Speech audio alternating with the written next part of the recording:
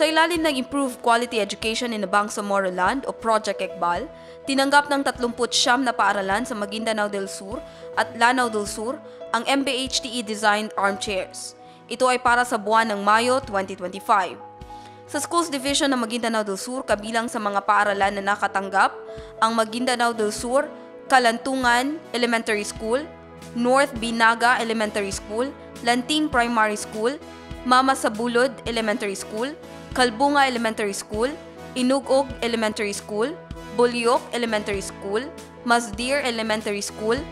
Gagandigan Elementary School, Katitisan Elementary School, Bulit Elementary School, Bulod Elementary School, Paldong Elementary School, Kulambog Elementary School,